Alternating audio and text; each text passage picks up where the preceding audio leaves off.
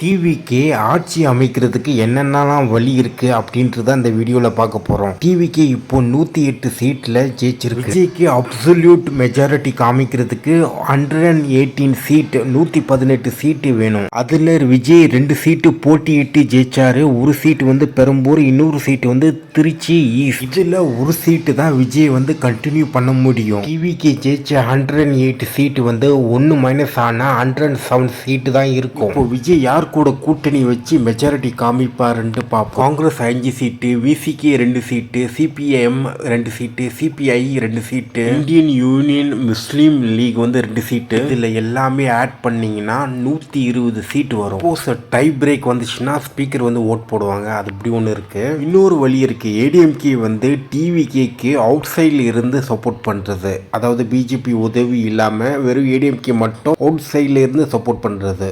இன்னொரு அருமையான வழி இருக்கு. டிஎம்கே வந்து டிவிகேக்கு அவுட் சைடில் இருந்து சப்போர்ட் பண்றது. ஏன்னா வந்து பிஜேபியோடைய இன்ஃப்ளூயன்ஸ் வந்து கொஞ்சம் பயங்கரமா குறைஞ்சிரும். ஸோ அதனால டிஎம்கே பண்றதுக்கு நிறைய சான்ஸும் இருக்கு. அது சான்ஸ் இருக்குன்றது சொல்றதை விட அதுதான் நான் விரும்புறேன். பர்சனலா டிஎம்கே வந்து வெளியில வந்து இருந்து டிவிகேக்கு சப்போர்ட் பண்ணா அந்த பிஜேபியோட இன்ஃப்ளூயன்ஸ் நல்லா குறையும். செய்துதான். இதை பத்தி உங்களோட கருத்து என்ன? விஜய் வந்து யாரோட கூட்டணி வச்சுக்கணும்னு நீங்க நினைக்கிறீங்க? ஸோ இதுதான் நான் உங்களோட கருத்து என்ன? கமெண்ட் பண்ணுங்க.